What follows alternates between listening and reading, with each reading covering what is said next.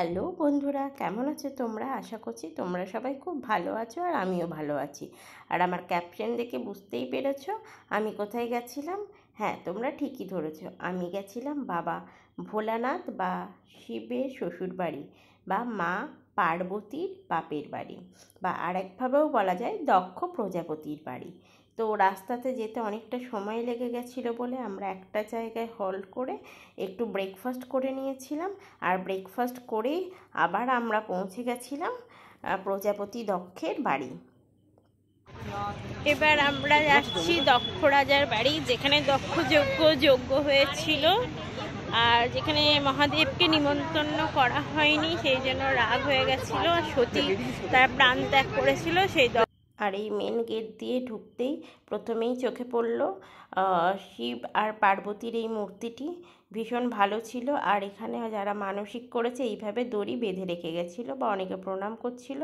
আমরাও দেখে চারিদিকটা একটু ঘুরে নিলাম। এখানে প্রচুর দোকানপাট আছে কেনাকাটার জন্য। আর এই দেখো সামনে বাবা হেঁটে যাচ্ছে, বোন হেঁটে যাচ্ছে, আরও কাকু কাকিমা যারা গেছিলো আমাদের সঙ্গে হেঁটে হেঁটে তারাও যাচ্ছে।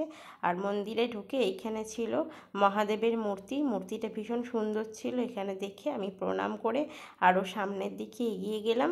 আর সামনের দিকে যেতেই বাঁ দিকে পড়বে একটা শিবলিঙ্গ, এখানেও প্রণাম জানিয়ে আমি সামনের দিকে আরও পৌঁছে গেলাম। মন্দিরের পাশেই মা গঙ্গা বয়ে গেছে। এটা গঙ্গা, মা দুর্গার অভিমানের জায়গা। শিবকে কেন নামিত। আর এখানেই মা গঙ্গা। পিহু বলেছিল গঙ্গাতে একটু নামবে, জলে হাত দেবে, সেই জন্য পিহুকে নিয়ে আমি চলে গেলাম গঙ্গার একদম সামনে ঘাটে। আর একটুখানি জল নিয়ে আমি বা পিহু দুজনেই মাথায় ছিটিয়ে নিলাম, আর বাকিদেরকেও একটু দিয়ে দিলাম। গঙ্গা একদম খুবই কাছে, জল ছিল ভীষণ ঠান্ডা।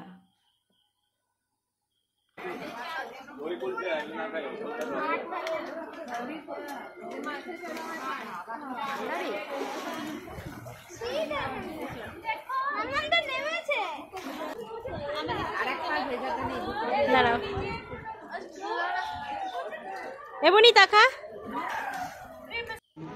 এইখানটাতেই যজ্ঞটা হয়েছিল, যে লেখা আছে শ্রী দক্ষ প্রজাপতি হবনকুণ্ড যজ্ঞকুণ্ড। এইখানটাতে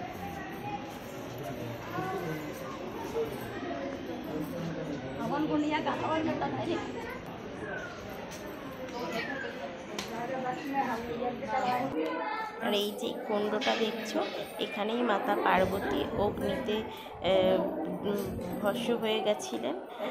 এখানে সবাই প্রণাম করছে, পয়সা দিচ্ছে, আমিও প্রণাম করে নিয়েছিলাম। দক্ষযজ্ঞ মন্দিরের মধ্যে আমরা প্রবেশ করলাম। আন্টি আমাকে অনেক কিছুই বুঝিয়ে বলেছে, আন্টি আছে তো। এরপরে আরও কিছু আমি আপনাদের সঙ্গে শেয়ার করব। यहाँ क्या हुआ है आंटी जी, जोर से बोलिए। यहाँ सती माता हवन कुंड में अपने आप ऑटोमेटिक अग्नि प्रज्वलित हुई और उसमें सती माता समा गई थी, क्योंकि उनके पति को बुलाया नहीं गया था और उनके पति का अपमान हुआ था, इसलिए अपने पति का अपमान सहन नहीं कर सकी वो और अग्नि कुंड में समा गई। धन्यवाद आंटी जी।